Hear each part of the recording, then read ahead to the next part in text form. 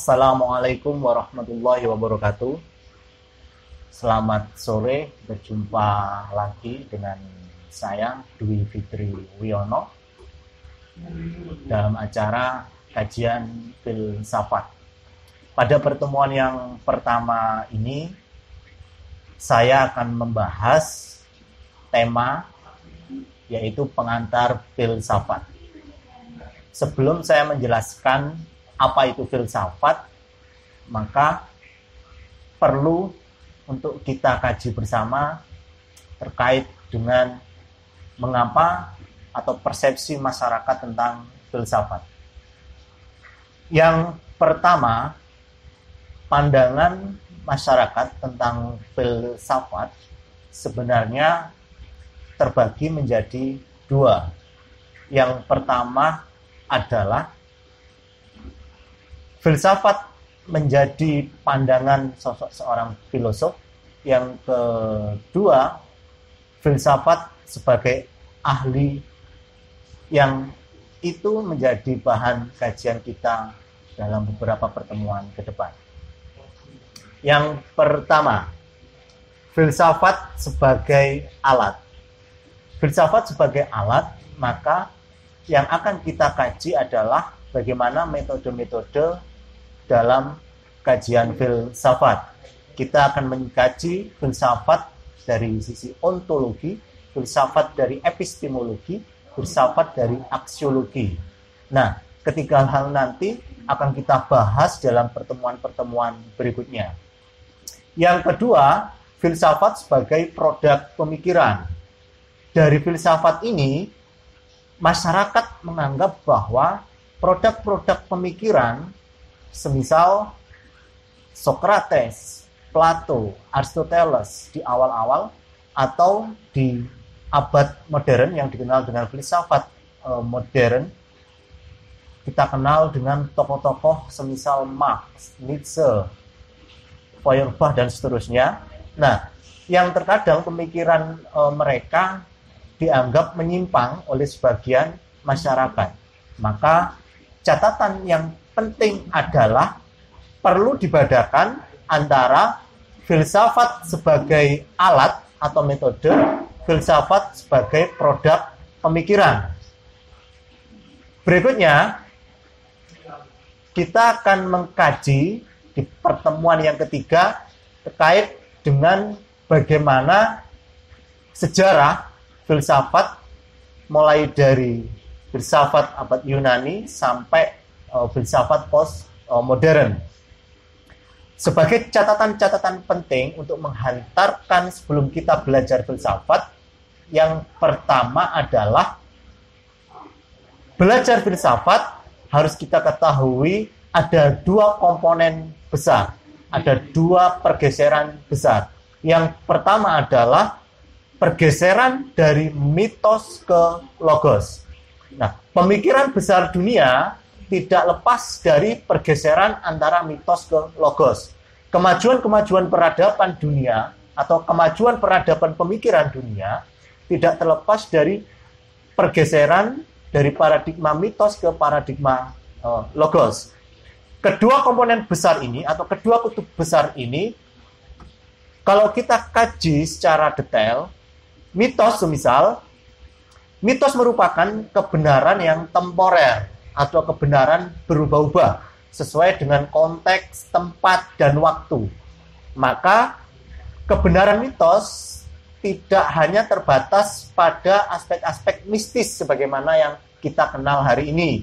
Misal kita mengenal kaitannya dengan ruh, jin, setan, dan seterusnya. Nah, mitos itu termasuk dalam logika kebenaran-kebenaran yang selalu berubah, maka dinamakan kebenaran temporer. Nah, yang kedua adalah logos. Nah, kebenaran logos ini sifatnya universal. Kebenaran dalam suatu tempat ini juga berlaku di tempat yang lain.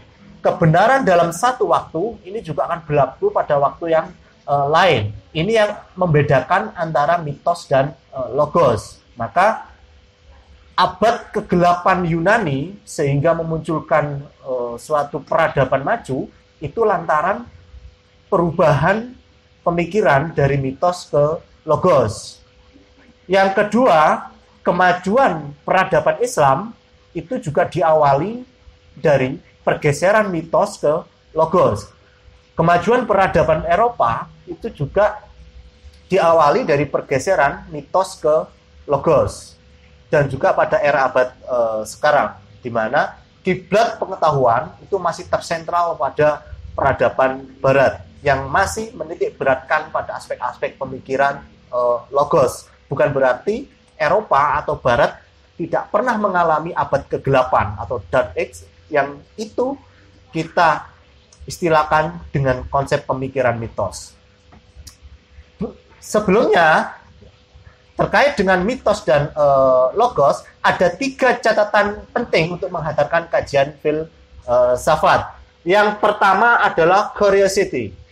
Curiosity adalah belajar filsafat, pertama kali harus kita munculkan adalah pertanyaan. Apa itu manusia? Dari mana manusia? Kemana manusia? Dari mana alam semesta ini? Dari mana bahan alam semesta ini? Dan seterusnya. Curiosity itu harus menjadi fondasi dasar sebelum kita belajar filsafat, atau yang kita kenal dengan rasa keingintahuan. Fitrah manusia adalah rasa keingintahuan, di mana kalau kita lacak mulai dari manusia itu lahir sampai manusia itu meninggal, maka manusia memiliki rasa keingintahuan yang luar biasa. Itu menjadi salah satu ciri atau fitrah manusia. Saya singkat. Berikutnya adalah wisdom atau bijaksana. Filsafat tidak melulu berbicara mengenai kebenaran akal. Kebenaran akal itu hanya salah satu dari step untuk menentukan sebuah kebenaran. Titik puncak dari sebuah kebenaran dalam filsafat adalah wisdom, di mana kebenaran itu akan ditempatkan sesuai dengan proporsinya. Yang ketiga adalah kita akan mengkaji kaitannya dengan mana itu hal-hal yang penting dan mana itu hal-hal yang tidak penting, yang tentu itu harus disesuaikan dengan konteks kehidupan kita.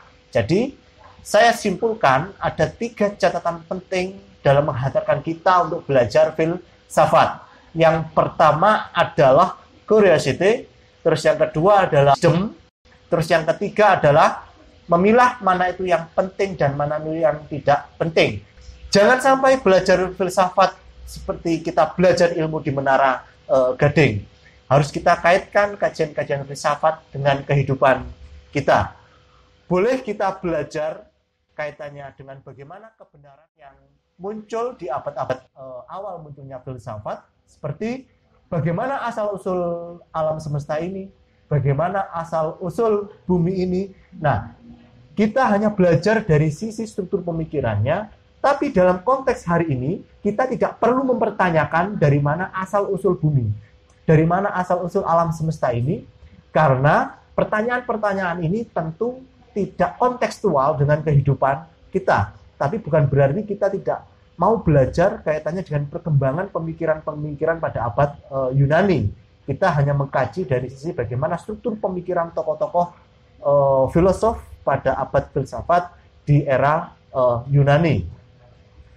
Berikutnya, yaitu catatan pentingnya adalah tugas filsafat.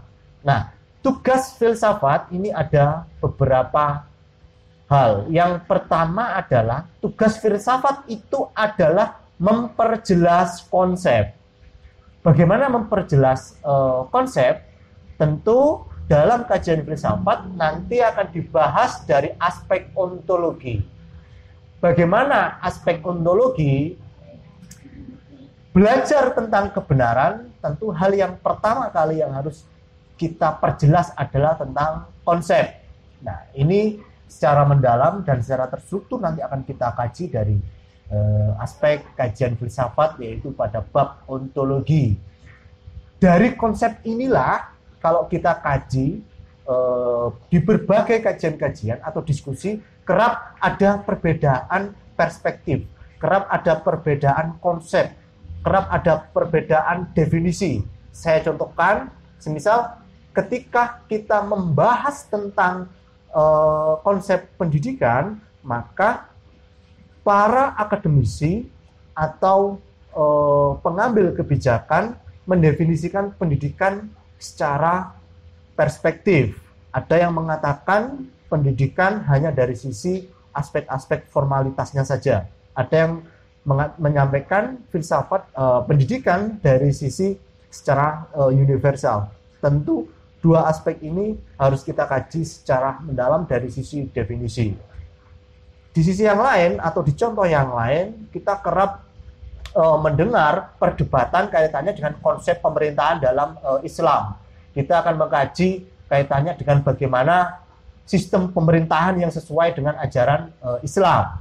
Ada satu terminologi semisal konsep tentang khilafah. Nah, dari beberapa kelompok-kelompok ini kerap mengalami perbedaan-perbedaan sudut pandang dalam memahami khilafah.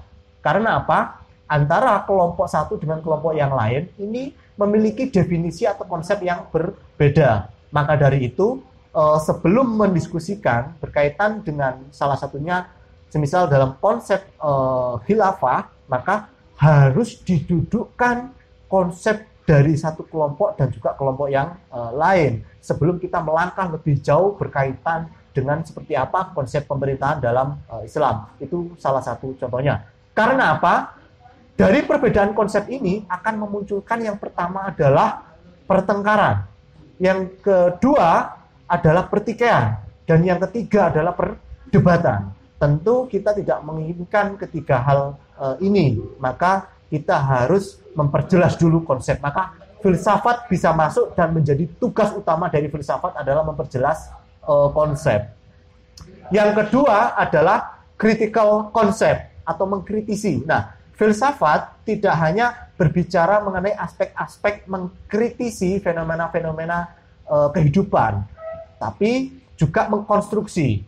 Nah, di poin yang kedua ini, tugas filsafat adalah sebagai critical concept, yaitu mengkritisi konsep-konsep yang ada. Kita kerap sekali menerima begitu saja konsep-konsep yang hadir dalam kehidupan kita, seperti Islam, pendidikan, ekonomi, budaya, politik, sosial, dan seterusnya. Kita kerap menerima definisi-definisi atau konsep-konsep yang datang dari para ilmuwan. Maka kenapa filsafat dikatakan sebagai mother of science? Karena sebelum lahirnya ilmu diawali oleh filsafat. Maka tugas filsafat adalah mengkritik konsep-konsep yang sudah ada dalam disiplin ilmu. Itu catatan poin yang kedua terkait dengan tugas filsafat. Tugas yang ketiga adalah mengkonstruksi konsep. Tidak hanya mengkritisi, tapi juga mengkonstruksi. Dari tugas filsafat yang ketiga ini, maka akan kita temukan bagaimana tugas filsafat, yaitu mendefinisikan sesuatu atau disiplin ilmu yang baru. Nanti kalau di part yang akan kita bahas pada filsafat era modern, kita akan mengkaji kaitannya bagaimana tugas filsafat ini dalam konteks konstruksi konsep. Baru nanti di era postmodern, setelah abad modern, kita akan mengkaji kaitannya dengan critical concept. Nah, kenapa di pertemuan awal ini akan saya sampaikan poin-poin sebelum kita belajar filsafat, agar ketika kita belajar sejarah filsafat, kita akan menemukan alat-alat untuk mengkaji sejarah filsafat. Inilah keunggulan dari kajian saya dalam kajian filsafat ini. Kita tidak akan mengkaji filsafat dari sisi historis seperti yang ada di banyak literatur yang ada, tapi kita akan belajar filsafat dari sisi alat atau tools atau dari sisi metode. Nah, ketiga hal tadi, komponen tugas filsafat, yang pertama adalah memperjelas konsep atau definisi, yang berikutnya nanti akan kita membahas kaitannya dengan ontologi dan epistemologi. Yang kedua adalah critical concept, kita akan mengkritik konsep-konsep dalam disiplin ilmu sehingga memunculkan konsep yang baru, yang akan dilanjutkan pada tugas yang ketiga, yaitu mengkonstruksi sebuah konsep-konsep atau definisi-definisi keilmuan yang baru. Tentu ketiga hal ini menjadi catatan penting ketika kita akan belajar filsafat, yang itu saya namakan dengan tugas filsafat. Berikutnya adalah terkait dengan bagaimana filsafat itu bekerja. Yang pertama adalah radikal, yang kedua adalah komprehensif, yang ketiga adalah koheren atau konsisten, yang keempat adalah bebas tapi juga harus bertanggung jawab. Sebelum belajar filsafat, hal yang penting yang harus kita lakukan adalah kita harus berpikir secara radikal atau kita harus berpikir secara mendalam. Tentu ciri dari filsafat adalah berpikir mendalam.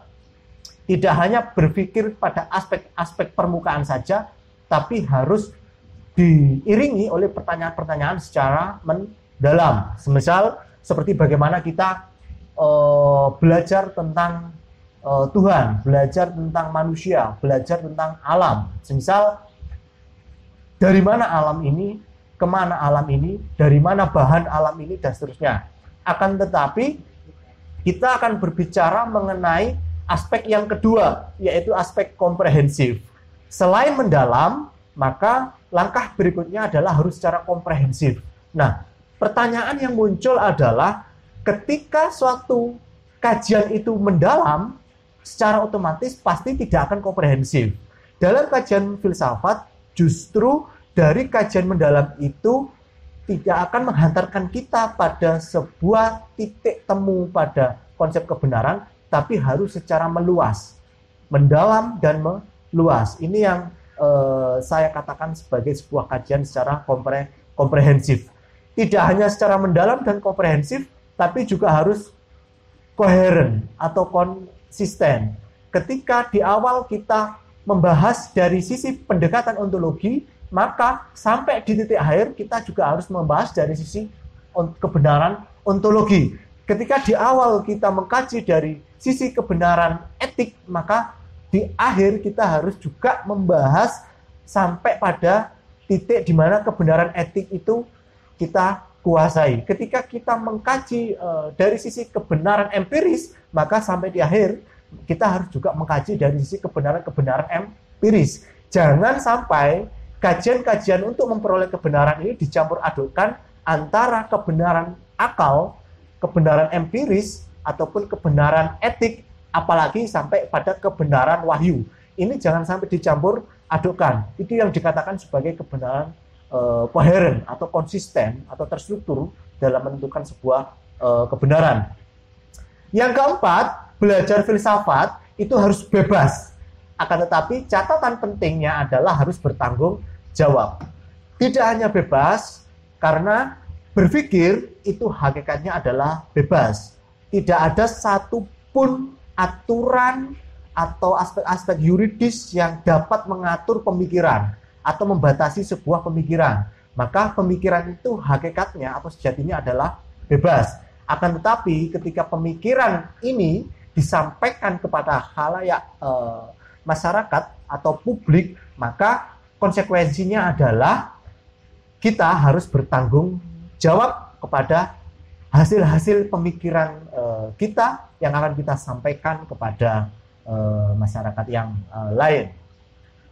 Berikutnya, belajar filsafat tentu ada satu aspek yang penting adalah aspek ontologi.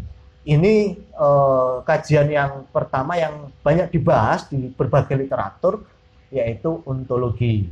Akan tetapi berbicara mengenai ontologi, tentu kita akan membahas berkaitan dengan kebenaran, yaitu tentang konsep.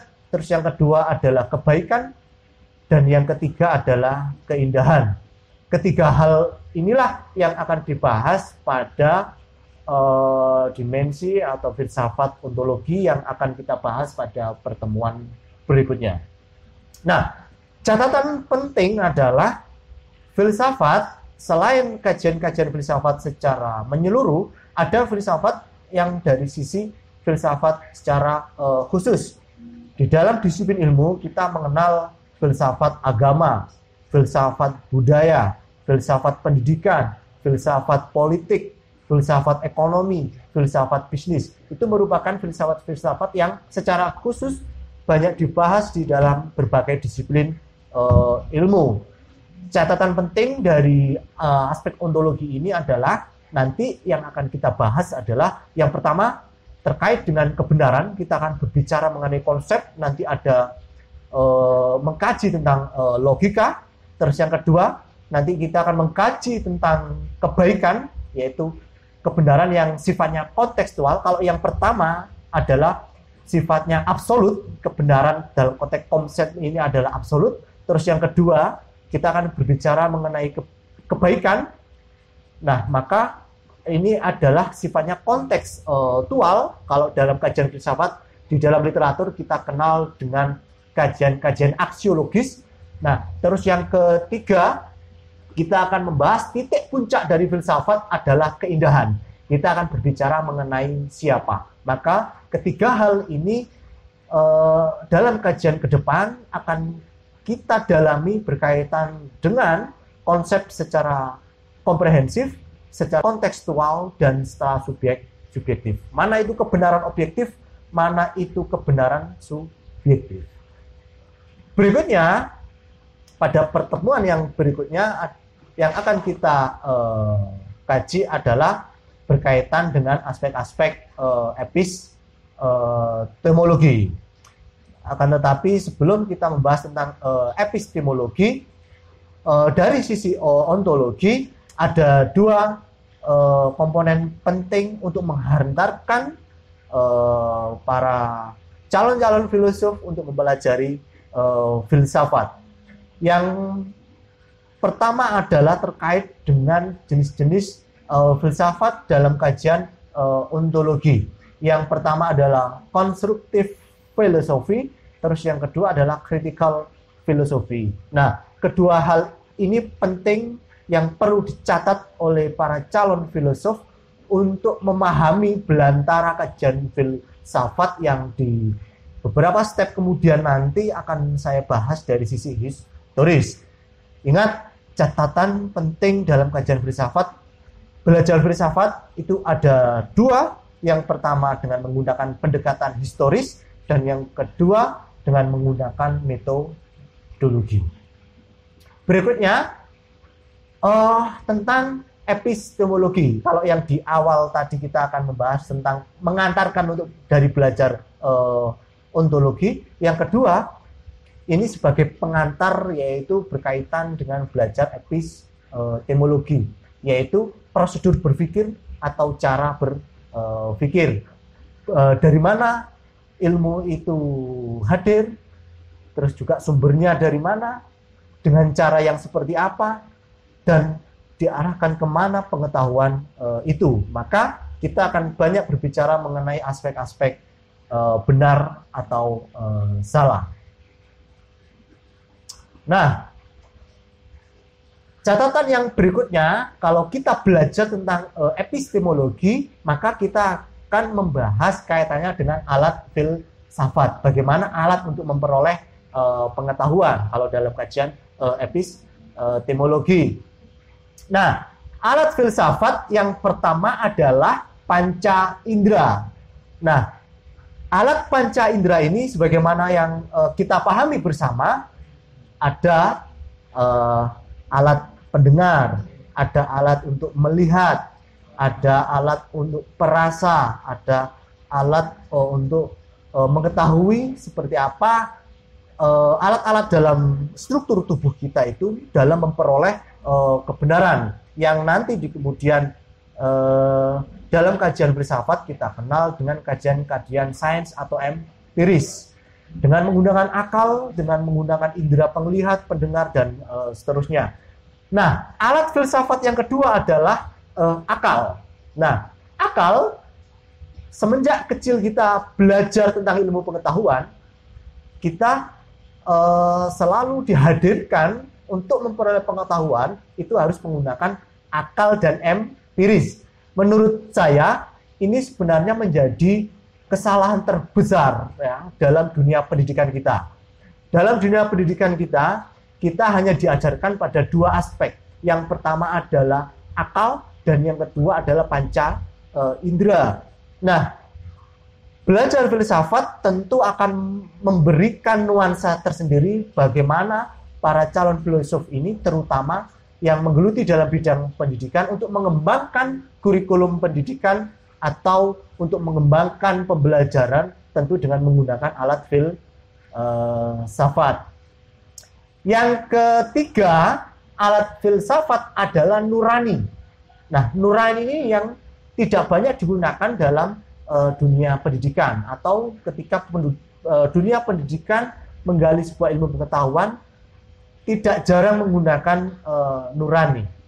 Yang keempat adalah naluri atau insting.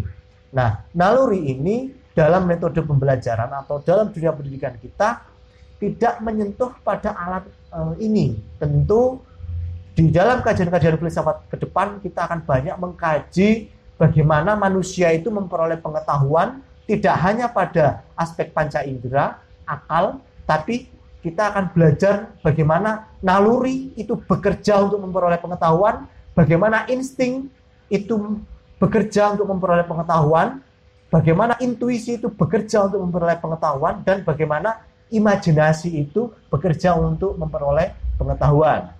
Penting untuk dipelajari sebelum kita belajar filsafat adalah kita harus belajar tentang bahasa dan logika.